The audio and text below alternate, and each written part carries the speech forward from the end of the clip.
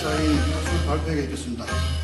두 번째 발표하실 분은 안동지지회 고문 이동수 선생님께서 의식주에 담긴 음양오행사상이라는 주제로 발표하시겠습니다. 박수로 환영해 주시기 바랍니다.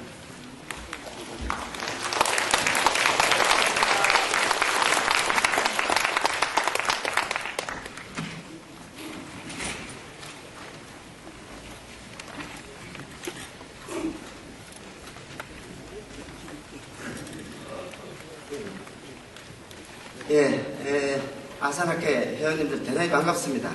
오늘 내외 기빈 모시고 이렇게 성황리에 아산학회 학술 발표 대회를 갖게 된 것을 아주 진심으로 축하드립니다.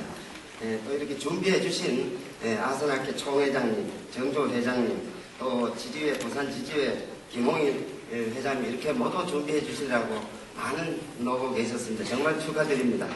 또 전국에서 이렇게 많이 모여주셨는데 여기서 또 제가 이거 발표의 기회를 주신 우리 역경연구원 일강 선생님께 감사드립니다. 제가 여러 번 뭐 이렇게 한번 발표를 했습니다만 이번에는 또 우리 일상생활에 담긴 음양오행 사상에 대해서 제가 보고 들은 거 이런 걸 가지고 뭐 그 논문이라기보다도 이 자료를 만들었는데 선생님께서 이렇게 발표를 한번 해달라고 해서 이렇게 앞에 섰습니다.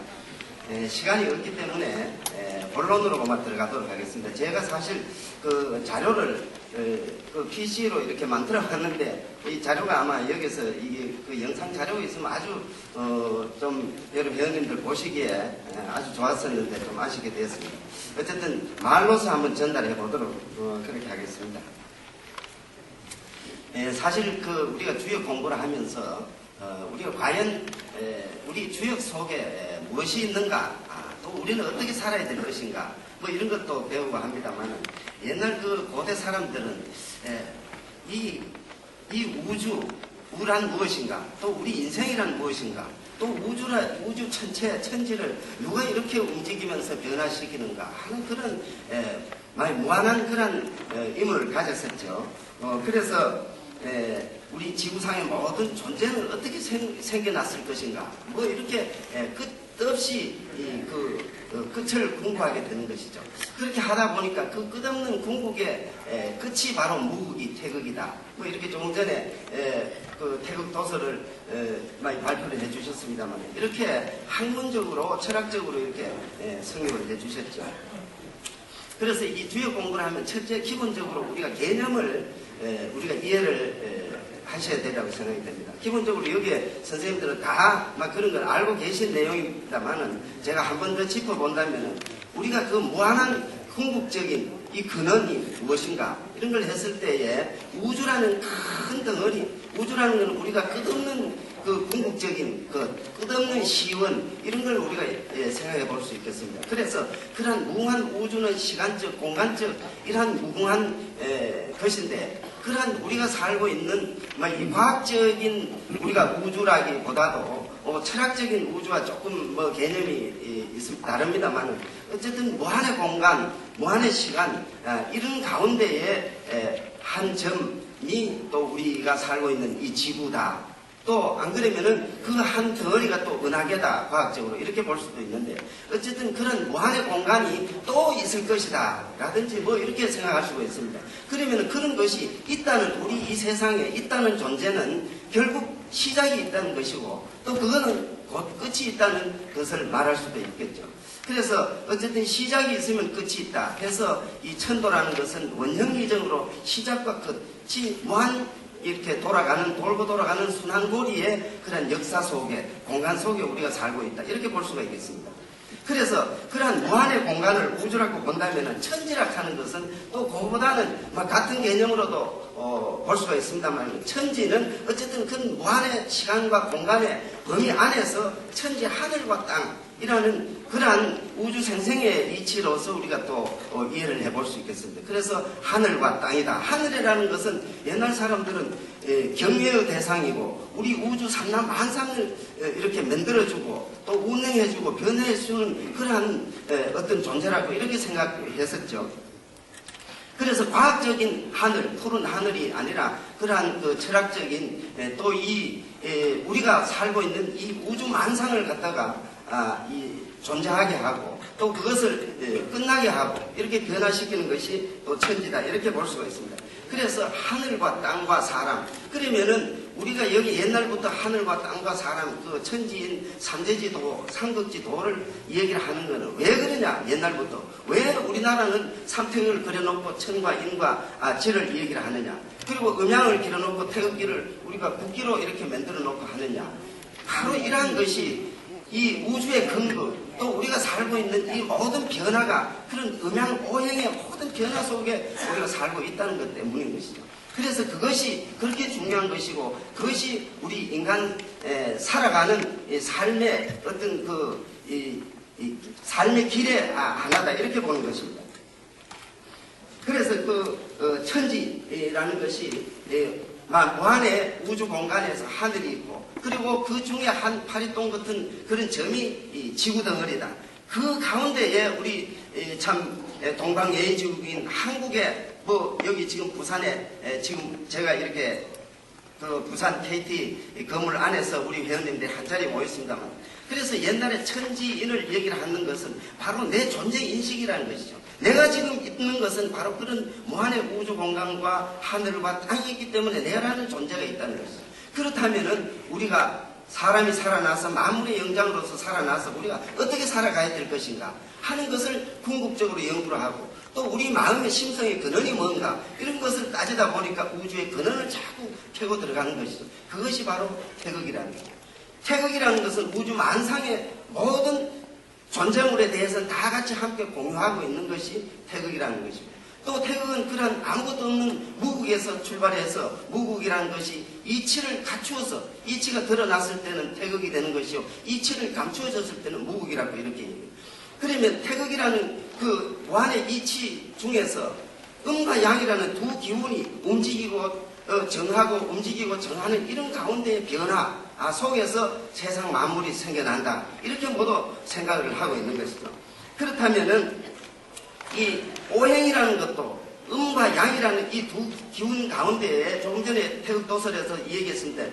양변 음합이 생수화 목금토 해서 음양이 이렇게 변화하는 가운데에서 또다시 물질이 목화토금수의 그러한 성질이 크게 어떻게 목화토금수만 있겠습니까? 이 세상 만상에 수억만 가지 그 존재물이 있는 가운데 말이죠. 그러나 그걸 크게 대별을 하면은 성질로 목화토금수를 우리가 분류를 할 수가 있고, 또 그 내용면 사상적 여러 가지 측면으로 목화토금수를 얘기를 할 수 있겠죠. 또 목화토금수라는 것은 하늘에 있는 별로도 또 얘기를 할 수 있고, 그래서 하나의 그 개념으로 우리가 설명할 수 없는 그러한 목화토금수라는 그러한 변화를 거쳐간다 이렇게 옛날 분들은 생각을 했던 거죠. 그래서 음양오행이라는 것이 역시 천도, 하늘이 자연이 걸어가는 길이다 이렇게 얘기를 해서 도다 이렇게 얘기를 하는 거죠. 그래서 도라는 것은 이 자연이 돌아가는 그러한 길, 또 그러면 이 지구가 돌아가는 길이 뭐냐, 추나추동 사시의 그러한 변화, 무궁한 변화도 변하지 않으면서 그러한 무궁한 변화를 갖게 된다는 거죠. 그래서 그러면 우리 인간은 바로 인예이지라는 그러한 변화를 같이 돌고 돌면서 살아가고 있다. 그래서 우리 인간은 바로 자연에 동화하면서 자연에 순응하면서 우리가 살아가야 된다 하는 그런 논리가 바로 음양오행설이 되겠죠. 그래서 지금은 요사이 그 학문이 옛날에는 조선시대 때나 전부 과거 보려면은 유학을 기본적으로 하셔야 되고, 또 그런 걸 공부를 해서 과거 시험 가가지고 관료로 나가고 사회에 기여를 하게 되는데, 요사이는 이런 것이 이 철학에서 조금 다룰 뿐, 동양학은 거의가 이 민간 부분에서 우리가 공부를 하고 이렇게 할 뿐이죠. 그러나 지금 가장 우리가 중요하게 우리가 살아가는 과정이 바로 음양오행의 변화 가운데서 우리가 살고 있으면서도 우리가 음양오행에 대해서 일반인들은 이런 거 있는지 없는지조차도 모르고 있다는 거죠. 그래서 저는 바로 일상생활에 우리가 음양오행이 어떤 것이 살아가는 그 자체가 밤과 낮이라든지 셋이 그 날짜라든지 말할 것도 없죠. 우리 이름에서부터 모든 것이 음양오행의 학설에서부터 출발을 하고 또 그런 생활 가운데 우리가 살아가고 있는 것입니다. 그러나 막 그러한 것을 여러 가지를 다 말씀드릴 수는 없고 우선 제가 이렇게 볼 때에 막 중요한 몇 가지 우리 일상생활에서 눈에 보이는 이런 부분을 한번 소개를 드리고자 합니다. 그러면은 이래서 이제 세상 만물이 생기고 사람이 생기고 우리는 어떻게 살아가야 된다 하는 그런 목표가 생기고 또 주역에서는 어쨌든 군자가 이 이상적인 인간상의 군자니까 우리 유학에서는 군자가 되기 위해서 어떤 인격과 덕망과 학문을 갖춰야 된다. 그래서 우리는 그렇게 하기 위해서는 이 주역에 말하는 이 자연의 변화 법칙을 순항하면은 바로 군자가 될 것이다. 이렇게 모두 설명하고 있고 공자께서는 주역 64개에다가 담아서 우리가 군자 이하야 해서 우리가 어떻게 하면은 자연을 닮아갈 것인가 하는 것을 가리키고 있는 것이죠. 그래서 조선시대 때나 유학자들은 그러한 자연을 닮아가기 위해서 우리가 어떠한 사상을 후진들에게 이렇게 전해줘야 되겠다 하는 것을 끊임없이 연구하고 끊임없이 그것을 후진들에게 가르쳐 주려고 노력을 하셨죠. 그래서 그러한 가운데에 우리가 일반적으로 천원지방이라는 개념을 우리가 기본적으로 또 한번 이해를 해야 되라고 생각이 듭니다. 천원지방이라는 것은 이 우주가 둥글다, 땅은 모나다 하는 뭐 그렇게도 설명을 합니다만 그러한 생각이 아니라 우주의 이 변하고 변하는 이 이치가 끝없이 시작됐다 끝났다 시작됐다 끝났다 하는 이러한 순환의 고리가 끝없이 되기 때문에 원이다 이런 얘기죠. 그러나 이 지구는 아마 이 지구의 땅덩어리가 5대양 6대조 확정이 되어버렸다. 그래서 천원지방이라 하는 의미는 어쨌든 하늘과 우주와 천지와 땅이라는 개념 그리고 내가 확정된 어떤 지구상에 살고 있는 유한한 존재라는 것을 인식을 하는 것이 지방이고 또 무한한 우주 공간에 우주와 교감하는 것이 천원이다 이렇게 이해를 하시면 됩니다. 그래서 천원지방이라는 것은 옛날에 아주 우리 유학하시는 분은 아주 기본적인 생각인 것이죠. 그래서 이번에 여러분들 그 월드컵 북경 올림픽에서 보셨지만 중국의 문화를 소개를 하면서 제일 먼저 나오는 것이 천원지방입니다. 천원지방을 하면서 그 마스게임을 하면서 그 많은 사람들이 사각틀 안에서 이 원을 그려가지고 천원지방을 표시를 했는 거죠. 그것이 바로 중국 사상의 핵심뿐만 아니라 유학 사상의 핵심인 것이죠.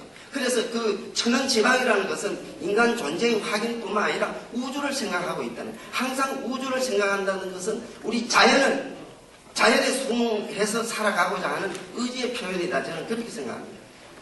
그래서 천원지방이라는 막 그런 개념을 이해를 해주시고, 그래서 천인합일 사상. 어쨌든 우리는 자연에 합일돼서 어떻게 하면 자연과 합일돼서 살아갈 것이냐 하는 것이 궁극적인 목표가 되는 것이죠. 그래서 막 이러한 가운데에 우리가 일상생활에서 아주 많은 그 천인합일 사상 또 음양사상, 오행사상, 음양오행사상뿐만 아니라 많은 태극, 무태극의 그러한 이념을 실린 것을 우리가 볼 수가 있습니다. 그래서 우선 태극기가 보면은 이렇게 했으면은 우리나라의 태극기 모든 기호 중에서 이 태극이라는 것은 바로 음과 양을 표시하는 거죠. 그 다음에 여기서 해가지고 이러한 그 삼태극을 기려놨으면 이건 바로 하늘과 땅과 사람, 바로 우주를 생각하고 내 인간 존재를 인식을 한다는 그런 기호의 부호인 것이죠. 그러면은 이 천원지방이라는 생각은 바로 이러한 생각입니다.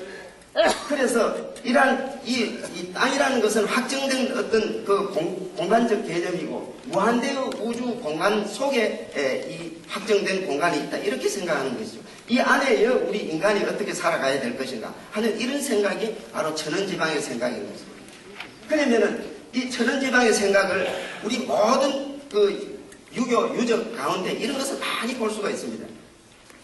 그러면 옛날 사람들은 특히 조선조에서 이러한 천원지방 사상, 음양오행 사상 이런 것을 어디다 담아뒀나 하는 것을 쉽게 한번 제가 말씀을 한번 드려보겠습니다.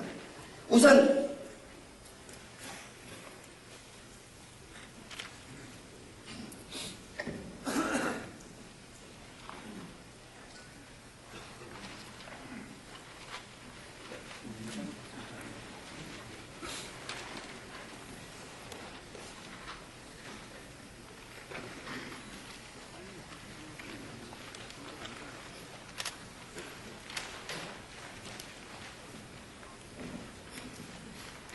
우선 경복궁을 짓고 임금이 이 중에서 이 모든 백성들을 이렇게 다스려 나가는데 기본적으로 이 북악산 뒷산을 북쪽으로 하고 있고 그 다음에 남쪽에를 이 앞을 두고 이걸 동쪽이고 서쪽이고 이러한 방향으로 일단 생각을 하고 있습니다.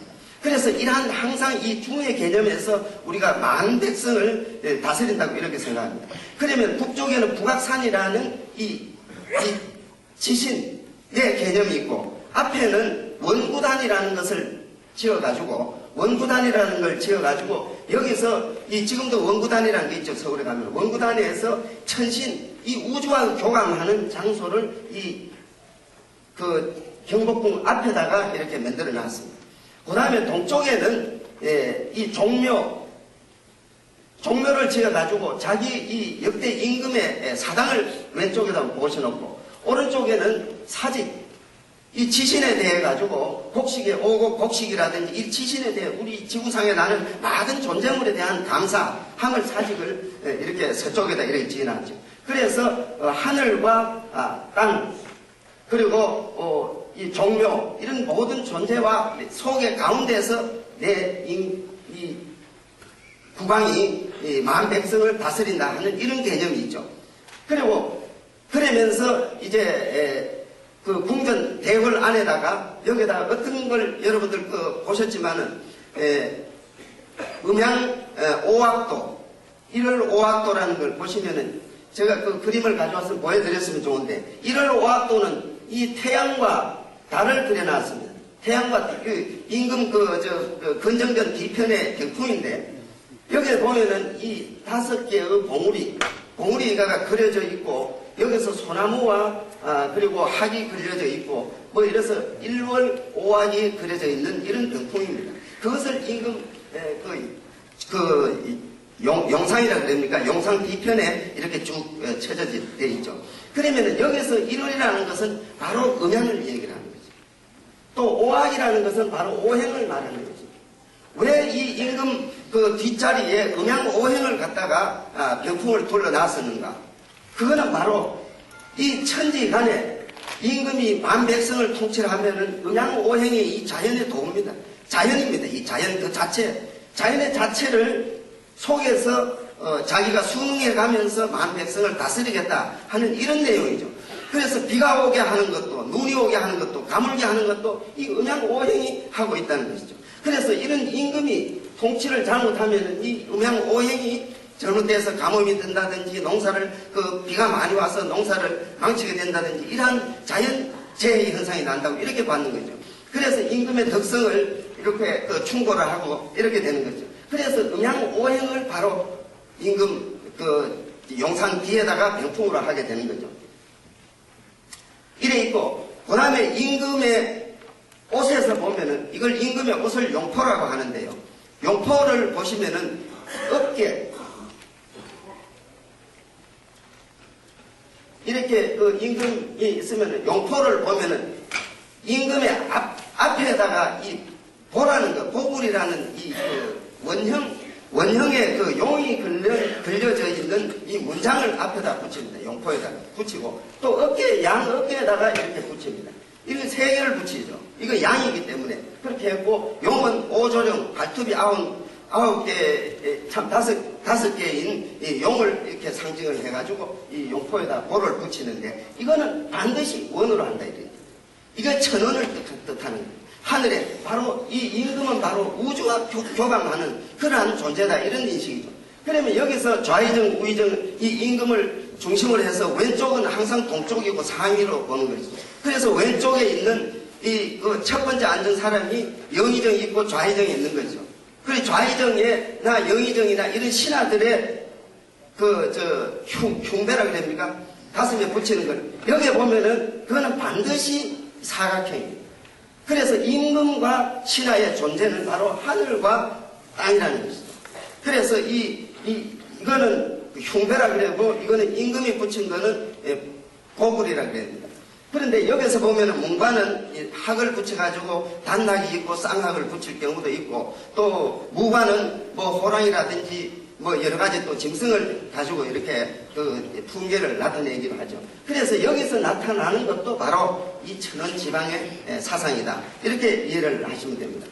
뿐만 아니라 이렇게 여기서 궁전을 이렇게 지어놓고 여기다가 동대문, 남대문, 서대문, 북대문 또 이 간방에다가 또 여러 가지 소대문을 이렇게 대문을 냅니다.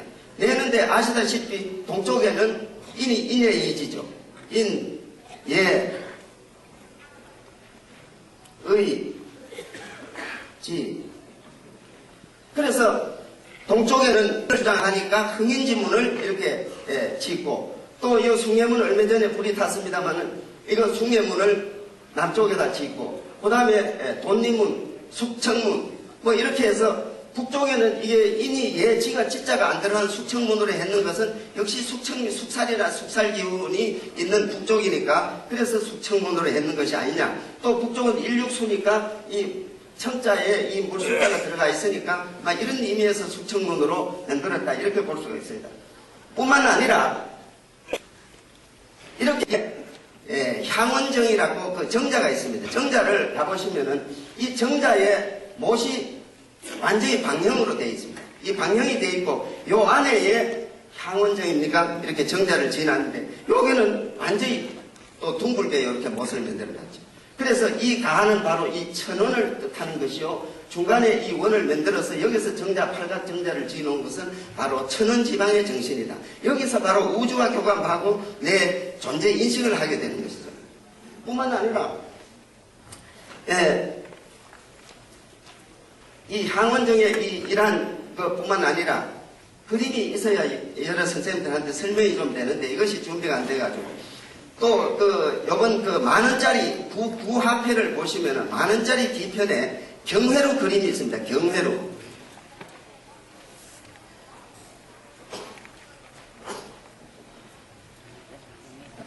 경회로 그림이 있는데 이 경회로 그림을 보시면은 여기에 아주 깊은 철학적인 그 이치를 담아놨죠.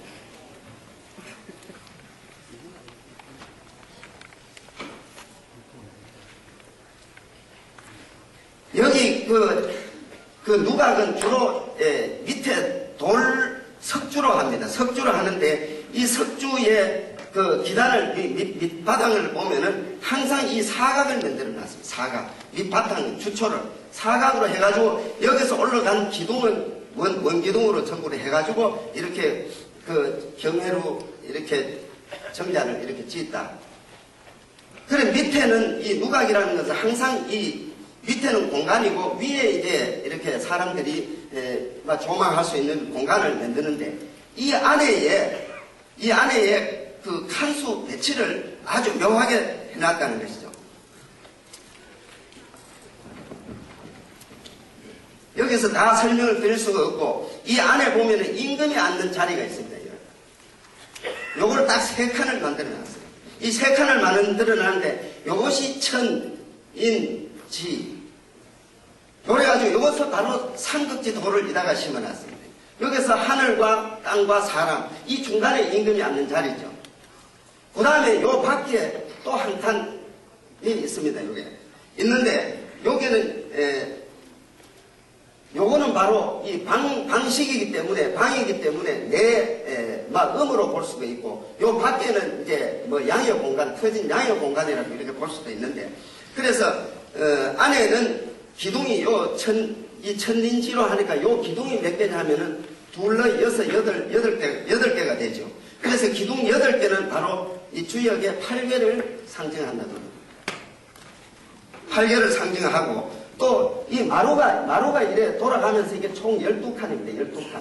12칸인데 요 마루 12칸을 12달에 1, 2, 3, 4, 5, 6, 7, 8, 10월, 12월 해가지고 12칸에 이렇게 배치를 해놨습니다. 그 다음에 여기서 요 가로 또 이제 완전히 조망할 수 있는 이 바깥이 거의 텅 빈 그런 공간인데 이렇게 천장을 그렇게 장식을 해가지고 요런 3칸 만들고 12칸을 만들고 이 밖에는 회랑을 이렇게 쭉 만들어 놨습니다. 회랑을 만들어 놨는데 이 회랑의 기둥이 몇 개냐 하면은 24개가 기둥이 있습니다. 24개. 그래서 요거는 바로 24절기를 이렇게 그 설명을 하기 위해서 해놨고, 또 여기서 여기 기둥이 몇 개냐 하면은 요 돌아가면서 기둥이 16개가 있습니다. 16개. 16개인데 기둥과 기둥 사이에 4분한 문을 만들어 놨어요.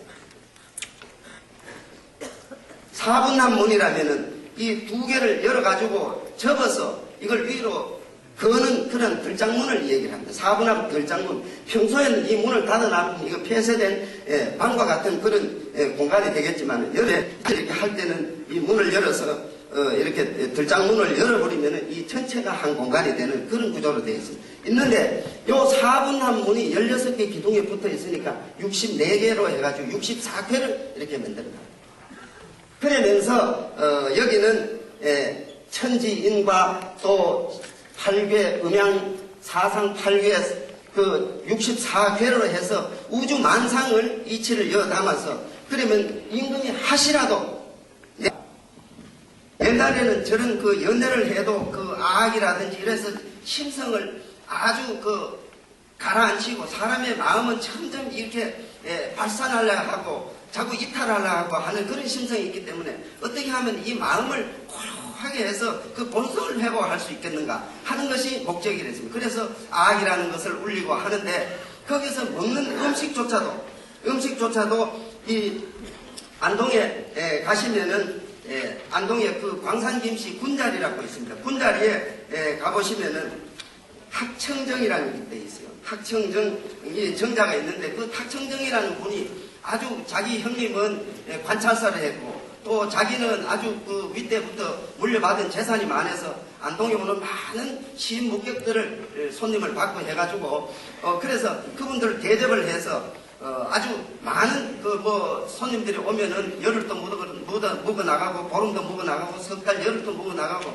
이래 했기 때문에 여기서 많은 술을 빚는다든지 음식을 장만하는 이런 노하우가 막 엄청나게 쌓여가지고, 이 부인이 그 탁청정이라는 부인이 이러한 음식 노하우가 있는 것을 이것을 길이 후대에 전해줘야 되겠다. 이래가지고 그 음식 요리서를 만들었어요. 요리서를 만들었는데 그 요리서 이름이 수운잡방입니다.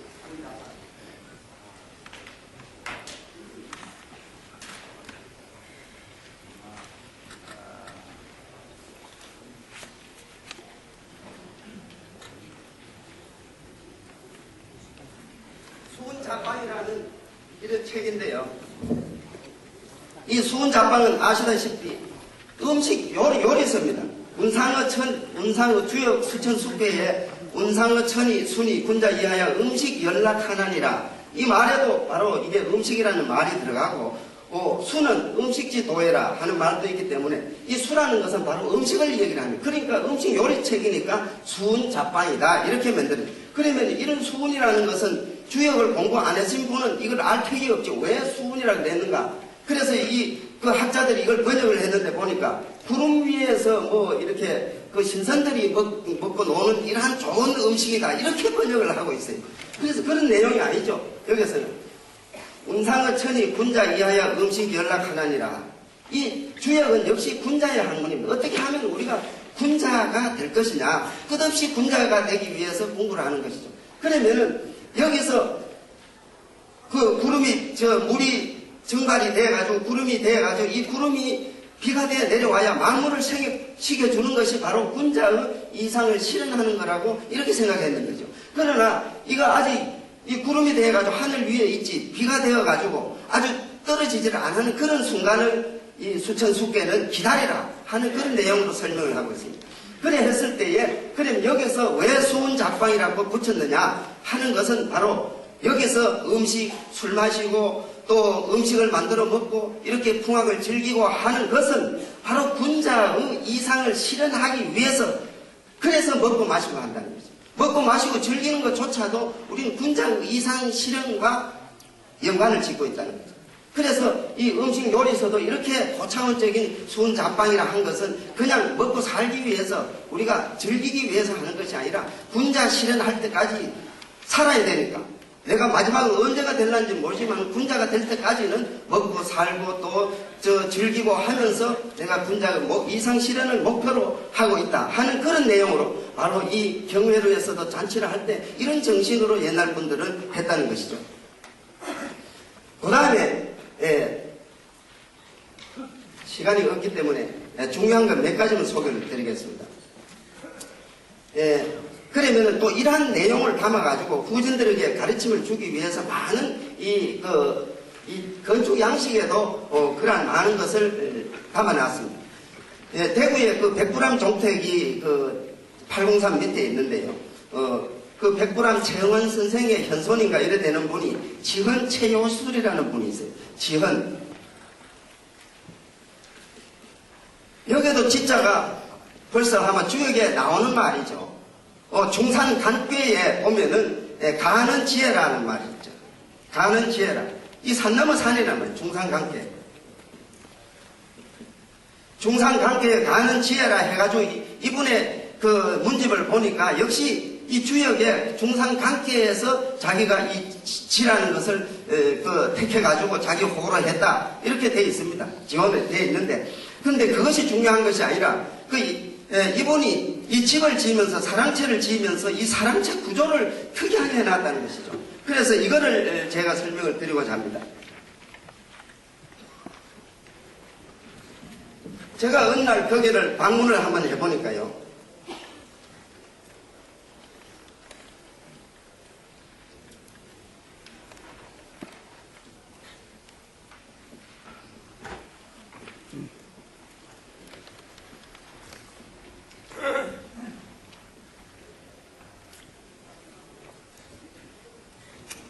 요게 방이 두 칸입니다. 방이 두 칸이고, 요건 퇴마루고, 요게 이제 마루로 이렇게 돼 있는데, 근데 이상하게 앞에 기둥이, 이거는 원기둥입니다. 원형으로 이렇게 만들었어요. 원기둥으로 5개를 딱 만들어 놓고, 뒤에는 이상하게 이게 또 사각기둥으로 이렇게 한 건물인데, 사각기둥과 원기둥을 이렇게 만들어 놓고, 그리고 중앙에 요 2개에 보면은 팔각기둥을 또 2개를 만들어 놨단 말이에요. 그래서 이상하다. 어떻게 돼서 이렇게 한 집을 지으면서 똑같은 기둥 모양으로 안 하고 이래 됐을까? 이렇게 생각을 해보니까 바로 여론이 그 호가 지헌이라는 데서 그런 의미를 담았구나 하는 것을 발견하게 됐죠. 우리가 일반적으로 사저에는 이 원형 기둥을 잘 할 수가 없습니다. 조선시대 때는 궁궐이라든지 그리고 또 공청 건물, 누각이라든지 정자라든지 이런 데는 주로 원기둥을 하고 있습니다. 그러나 일반적으로는 사저, 개인 주택에는 원기둥을 보통 잘 안 하죠. 그런데 여기는 원기둥을 이렇게 했는 것은 바로 원기둥 5개를 했다는 것은 5이 첫째 양수이고 또 5개를 오행을 뜻하기도 하는 것이죠. 그래서 이러한 건물을 보면은 반드시 음양 조화를 이룩하게 됐다는 거예요. 고건축을 보면은 반드시 양만 있는 것이 아니고 음만 있는 것도 아니고 음양을 조화를 중시를 했다는 거죠. 그래서 여기도 보면은 방 2칸에 마루 3칸입니까? 이렇게 음양을 조화를 했다는 것이죠. 그 다음에 음양 조화를 하면서 여기도 기둥은 사각 기둥은 역시 지방을, 이거는 천원을 뜻하는 것이고 이거는 지방을 얘기하는 것이죠. 그 지방에는 하나, 둘, 셋, 넷, 다섯, 여섯, 일곱, 8개. 딱 이 8개를 맞춰놨다. 8개는 음수가 되고 또 음이라는 숫자를 표시를 하는 것이죠. 그래서 돼 있고, 그런데 이거는 해석이 되는데 요게 이 팔각기둥을 2개를 해놨다는 거예요. 그럼 왜 팔각기둥을 2개를 했을까? 이렇게 곰곰이 생각해 보니까 이 중상관계를 생각하게 되는 거죠. 중상관계의 후천팔계에 팔강구리가 있지 않습니까? 그 8번째 간께니까 9,800개로 해서, 그래서 여기서 팔각기둥을 2개 해서 중상간의 의미를 만들어 놨단 말이죠. 그러면서 여기다가 지헌이라는 자기 호를 지어놓고 지헌에 대한 자기 앞으로 취향하는 바를 이렇게 해놨습니다. 그러면서 이분이 대단한 또 주역학자예요. 그래서 아마 이런 의미로 만들어 놓았을 것이다. 저는 그렇게 추상을 했습니다. 또 그래서 어떠한 건물이든지 이 방과 마루로 해서 음양을 조화를 중시를 했는데요. 그런데 봉화의 석천정사라는 데 가보시면은, 여기는 봉화 다실 안동근 씨 분도 많이 계시지 싶은데, 여기는 공화, 거기에 그 석천정에 가면은 청암 권동보라는 분이 이 석천 정사를 짓고 여기서 학문을 연찬하던 그런 곳이죠. 그런데 여기는 방이 없습니다. 방이.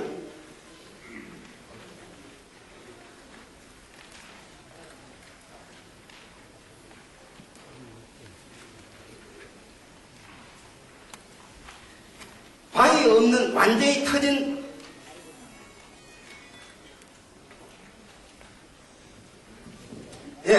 방이 없는 완전히 이 사방이 터져 있는 그냥 정자죠. 정자인데 여기서 음양 배치를 어떻게 할 것이냐. 그럼 사방이 터져 있으면 다 양 공간밖에 없고 음이 없다는 것이죠. 그래서 음양 조화를 하기 위해서 여기를 가만 보니까 요 6개 기둥 안에는 네모 사각 기둥을 썼다는 거죠. 여기는 사각 기둥을 해서 6개를 사각 기둥을 만들었다는, 육 자체가 하면 음이 되지 않습니까? 했을 뿐만 아니라 여기는 천장이 그냥 그 혀가래가 보이는 이런 구조로 되어 있는데 이 부분만은, 요 6개 있는 부분만은 천장을 했어요. 방은 아무래도 똑같은 마루지만은 천장을 해가지고 바로 이 양의 공간, 음의 공간, 방은 음의 공간이고 이건 터진 양의 공간으로 이렇게 음양의 조화를 만들었다 하는 것을 색다르게 볼 수 있고, 또 그뿐만 아니라 이 양의 공간은 반드시 이 원기둥으로 해서 이것도 5개를 만들었다는 거죠. 그러면서 중간에 여기를 태극으로 해서 기둥을 하나를 빼가지고 이렇게 만들었다는 거죠. 그래서 여기서도 바로 천원지방이요, 오은 육기라 그래도 되겠고 말이죠. 그러한 철학적인 의미가 붙어 있는 것이 아니냐. 또 그뿐만 아니라 이 향이, 이쪽은 남쪽입니다. 남쪽에는 양방이니까 이걸 배치를 자연과 동화를 하기 위해서 양방에는 역시 이 마루를 배치를 했고, 이쪽 북쪽으로는 음방이니까 역시 그 음적인 공간을 만들었다, 이렇게 볼 수가 있습니다. 그 다음에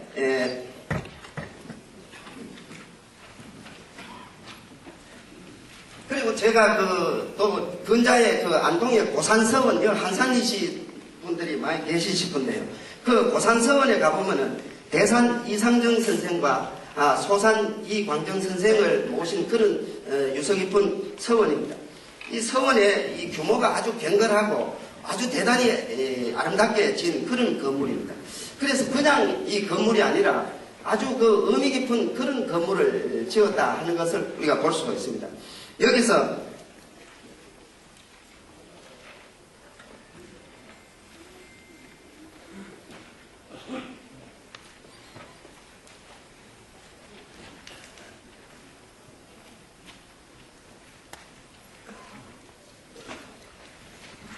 이런 규모로 되어 있습니다. 이거는 이제 주건물이 강당이고, 서원의 강당이고, 그 다음에 여기는 방이 2칸으로 되어 있는 이런 건물입니다. 그래서 보통 보면은 서원의 건물이 양쪽에 좌측실, 우측실을 두고 중간에 강당을 두는 이런 구조가 있습니다만, 여기는 방을 동쪽에다 두고 강당을 이렇게 전체를 쓰는데, 여기서 이렇게 해놓은 것을 보면은 이 강당은 역시 양의 공간으로서 이 원기둥을 했습니다. 원기둥이 몇 개냐 하면 하나, 둘, 셋, 넷, 다섯, 여섯, 일곱, 여덟, 9개. 원기둥을 9개를 만들었다는 것이죠. 그 다음에 여기는 그 방 부분에는 반드시 이 사각기둥을 만들었어요. 사각기둥을 몇 개 만들었냐 하면 이 6개를 만들었다는 거예요. 그래서 이 당시에 아주 조선시대 때의 이 유학이 아주 극성되었죠. 태교 선생 이후에 제전 제자들이 이렇게 해서 아주 주역에도 대단히 밝은 분들이 계셨기 때문에, 여기서 또 기둥을 보면은 기둥 밑에 이 주초는 완전히 사각으로 깎아가지고 이 정사각형 주초를 만들어요. 이것이 바로 천원지방의 사상으로 이 땅에 붙는 부분은 전부 이 사각 주초를 정확하게 사각을 깎아가지고 그렇게 만드는 거죠. 만들고 이제 됐고, 그러면은 여기서도 역시 방과 마루, 음양의 조화를 중시를 했고, 원이 양이니까 이거는 9개의 그 양수로 만들었고, 이거 방이니까 음수로 6개를 만들었다. 이런 건축을 할 때도 이런 기본적인 공간 배치, 이 기둥이 몇 개 들어갈 것이냐, 이런 깊은 철학적 사색이 없으면 이런 건물을 지을 수가 없겠죠. 그런데 그것이 중요한 게 아니라 이 시대 때는 아주 유학이 아주 극성했던 시대고, 학문이 계속 아주 꽃을 피웠을 그런 당시이기 때문에, 여러분 아시다시피 이 양을 우리가 대표적인 기호를 할 때는 양을 구라고 얘기를 하죠. 구. 음은 육이라고 얘기를 합니다. 그래서 뭐 공태에 보면은 초육은 육이, 육삼은 육사, 뭐 육은 상육은 어떻게 이렇게 얘기를 하고, 또 금괴에 보면은 초구는 뭐 구이는 구삼은 뭐 이렇게 얘기를 합니다. 구라는 것은 양수를 대표하는 부호가 되겠죠. 기호가 되겠고, 육은 그런 의미이기 때문에, 또 이 구라는 것은 노양수가 되겠죠. 노양수가 되고, 그 다음에 육이라는 것은 노음수가 된다는 거죠. 여러분들 여기 또 저거 하시는 분이 계시기 때문에 노양 노음은 항상 변화를 추구를 한다는 거죠. 소양 소음은 그대로 갖고 가지만 노양 노음은 바로 변화를 추구를 한다는 거죠. 그래서 여기서 이 구수와 육수를 만들었다는 것은 바로 여기서 성리학의 공리공담을 한다고 이렇게 비판을 하고 있지만, 그것이 아니라 여기서 모이는 학자들이 연구하고 생각하고 하는 것이 이 사회를 어떻게 하면 바꿔줄 것이냐, 이것을 끝없이 변화를 시키는 그런 생각을 했다는 거죠. 바로 그것이 노양수와 노음수를 부류를 택하는 것은 유학의 이상이 그런 변화의 논리다 하는 것을 심어주기 위해서 구륙을 썼다. 저는 그렇게 생각합니다. 그렇게 돼서 대단히 아주 중요한 그런 건물이라고 보고요. 그 다음에 이 주건물 배치에서 이 왼쪽에 있는 것을 동제라고 합니다. 동제. 이쪽을 서제라고 합니다. 이렇게 보통 돼 있고, 이 앞에다 들어가는 문이 어느 서원이든 다 이렇게 돼 있는데, 이 동제 건물에는 보면 여기도 마루 부분에는 반드시 이 원기둥이 돼 있고, 방 부분에는 음기둥이 이렇게 돼 있습니다. 음기둥이 돼 있고. 그러나 이 동쪽에는 그래 돼 있는데, 이 서쪽에는 여기도 마루도 있고 방도 있는데, 여기는 반드시 전부 사각기둥으로 했다. 그래서 이 전체적으로 보면 동쪽은 양방이요, 서쪽은 음방이기 때문에 여기는 전부 음수로만 만들어놨다 하는 것이 철저하게 그러한 주역 사상에 대해서 이렇게 집을 지은 것이 아닌가. 또 여기서도 지지헌이라는 마루가 있습니다. 여기도 지지회, 안동 지지회가 있고, 또 조금 전에 얘기한 중상관계에 최효술 선생의 지헌이라는 그런 뜻이 이 시지직지하고 시행적행하고, 또 지어지선에 머무는 그러한 의미가 여기에 전부 다 담겨 있는 그런 내용이 아닌가. 저는 또 그렇게 한번 생각을 해봤습니다. 그래서 안동에 가시면은 이러한 여러 가지 유적에 아주 대단한 주역의 이치를 담아가지고 해놓은 데가 대단히 많지요.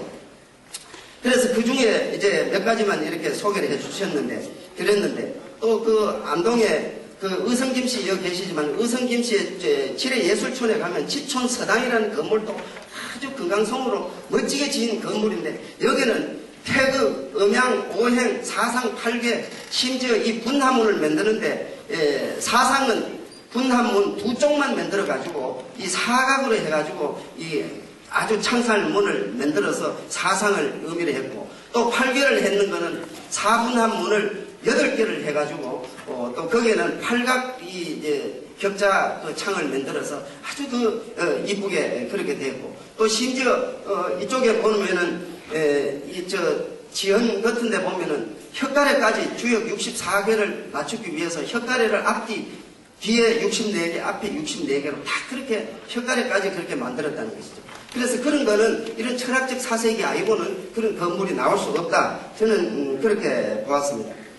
또 아까 수문잡방을 말씀드리다가 드렸습니다만, 그렇게 우리가 이상을 바로 군자의 이상을 실현하기 위해서 먹고 마신다 하는데, 그 음식 만드는 방법에도 전부 음양 오행이 다 들어가 있더라 이 얘기죠. 그냥 뭐 술 만드는 데 갔다가 누룩을 얼마 썼고 그다음 맵쌀을 얼마 하고 하는 것도 양의 재료는 반드시 양수로 하고, 물이라든지 이런 거는 음수로 만들고, 그리고 또 끓이거나 식히거나 하는 음양의 조화, 이런 것을 전부 만들었다니, 그런 음양의 생각에서 좋은 음식, 맛있는 음식이 나온다, 이렇게 받는 거죠. 그래서 삼해주라는 것은 해일이 음수가 아닙니까?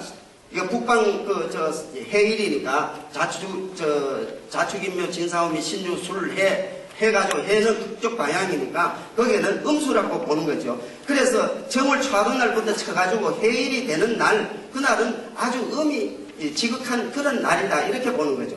그래서 그 첫 번째 해일날, 음일날은 술을 담그는데, 양수로서 담그는 이걸 음양조화를 하는 거죠. 음일 날 또 음의 술을 만드는 게 아니라 양성술을 만드는 거죠. 그래서 자연의 그러한 그 음일에다가 양성술을 만드는데 거기는 맵쌀로 만들고 맵쌀 한 말에다가 가루를 해서 누르건 5대로 하고 그다가 뭐 어떻게 하고 그 물은 펄펄 끓여가지고 이렇게 뜨겁게 하고 뭐 이런 식으로 해가지고 술을 담가서 그 다음에 다시 또 해일이 열흘 만에 해일이 돌아왔을 때 또 다시 들술을 하고 또 3번 또 해일이 왔을 때 그러니까 20일 만에 3번 술을 담그게 되는 거예요. 그래서 그것을 막 몇 달 지낸 뒤에 이렇게 아주 양성 잘 익은 이 양성술이 되는 거죠. 양성술이 됐을 때는 이런 양기가 부족했을 때 아주 뭐 이렇게 사색하고 이런 술도 음양이 있는 모양이죠. 그래서 이 양성술을 이렇게 마시면은 사람이 동화가 되어가지고 이렇게 몸이 차분해지고 이렇게 되는 거죠.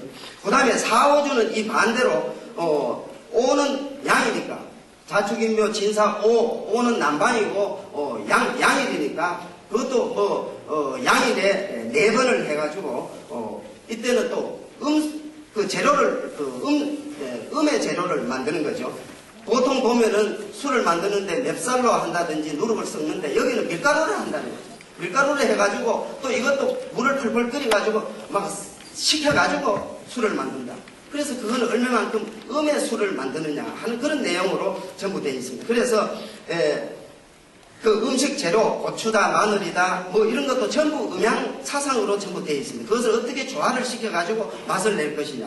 양만 홀로 존재할 수 없고 음만 홀로 존재할 수 없다니. 음양이 조화가 됐을 때 세상 만물이 번성하고 또 변화를 일으키고 한다는 것이죠. 그래서 양만 있을 수가 없고 음만 있을 수가 없고 그 자체는 바로 죽음이라는 것이죠. 사람이 죽었을 때는 음도 아니고 양도 아니고 그걸로 끝나는 거죠. 그렇기 때문에 음양이라는 것은 항상 움직임과 변화를 추구를 하는 것이다. 이렇게 보기 때문에 음양 조화를 중시를 한다 하는 그런 말씀을 드립니다. 그리고 뭐 시간이 거의 됐네요. 그러면 한 가지만 더 말씀을 드리고 마치겠습니다. 역시 저는 그 퇴계 선생이 돌아가신 지가 아마 뭐 500년 됩니다만 태어나신 지가. 그래서 도산서원에 제일 가보시면 첫 번째에 열정이라는 게 있습니다. 열정. 정열한천식에, 수풍정교에 정열한천식에 이 열정이 있는데 이 열정이라는 것이 항상 두레박으로 물을 길어서 마시도록 그렇게 두레박도 걸려있고 또 그 퇴계 선생의 시에 내 우물 뚜껑은 닫아놓지 마라 이렇게 시를 또 그렇게 지어놓으시죠. 그 열이라는 것은 바로 정열한천식이라는 수풍정교에는 바로 인격의 함양, 지식의 습득 뭐 이런 것도 설명을 할 수가 있겠죠. 그래서 또 여기서 인격과 지식을 습득해가지고 그것이 얼마만큼 사회에 기여를 하는 인물이 될 것인가 이것을 갖다가 이 정열한천식에서 가르쳐 주는 것이죠. 이 깨끗한 물이라야 사람들이 먹어주고 마셔주고 하는 것이죠. 아무리 깨끗한 물이라도 산속에 있는 것은 아무리 의미가 없다는 거죠. 우리 세상 사람들한테 유익한 그런 존재가 되어야 된다. 배우고 익혀서 내 혼자만의 지식이 되지 말고 많은 사람들한테 기여를 할 수 있는 그런 인물이 되어야 된다 하는 가르침이 바로 정열한천식에 있습니다. 그런데 이 정열한천식뿐만 아니라 이 퇴계 선생이 가장 존경했던 분이 바로 역동 우탁 선생입니다. 역동. 우리나라의 그 주역을 우리나라에 전래했던 분이다. 고려시대에 역동 우탁 선생이 바로 안동의 인물입니다. 거기서 퇴계 선생이 생시에 이 역동 선생을 기리기 위해서 역동서원이라는 걸 만들었어요. 그 역동서원이 있었는데 안동댐 수몰 떼면서 지금 안동대학에 가 있습니다. 그 가 있는데 역동서원, 역동선생의 이 서원도 있고 역동선생을 모신 그 묘소의 제사를 다 보시면은 거기에서 정정제라고 이렇게 되어 있습니다. 샘정자, 소정자,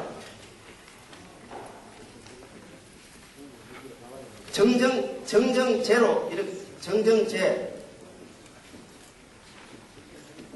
정정제라고 이렇게 되어 있습니다. 이 수풍정교의 이 주역 64개 하나가 바로 이 정이죠. 요거는 화풍정교의 정이죠. 그래서 이 역동 선생의 그러한 주역적 가치관을 우리가 존중하기 위해서 후세 사람들이 이 집 이름을 정정제라고 짓는데 그 지역 명칭이 아마 이게 오래돼 가지고 소도물이라고 그래요. 그 지역 이름을 한글로서 소도물 예안정산 소도물 간다 하면 이게 바로 소치고 이거는 소치고 우물 아닙니까? 그래서 거기에는 소득물이다 이렇게 얘기를 합니다. 그래서 정정제라는 건 바로 아까 말씀드린 대로 수풍정교의 인격과 덕망과 학문과 이러한 것을 함양하고 또 사회에 기여하는 그런 인물이 되고, 여기는 화풍정이라는 이 솥에 쌀을 집어넣어가지고 이 밥을 만들어내듯이 여기서 뭔가 변화를 해서 이 사람들이 무지몽매한 사람들을 깨우쳐서 뭔가 새로운 사람으로 만드는 이러한 이상이 또 여기에 담겨 있다. 그래서 정정제라는 것은 역동선생의 그러한 아주 고귀한 이 주역 정신을 우리가 기리기 위해서 정정제라고 만들어 놓은 것이 아니냐. 뿐만 아니라 이러한 그 안동 지역에는 많은 겸암 선생의 이 겸암 서당이라든지 또 학공 선생의 그 풍래헌이라든지 이런 주역과 관련된 많은 유적들이 있습니다. 거기서 우리 후지들이 그 하나의 그 현판 하나를 보면서도 우리가 그러한 가르침을 이어받아야 되겠다 하는 그런 생각을 해봤습니다. 시간이 이제 10분 돼서 시간이 다 마치도록 하겠습니다. 어쨌든 이 음양오행 사상은 얘기해도 끝이 없겠습니다.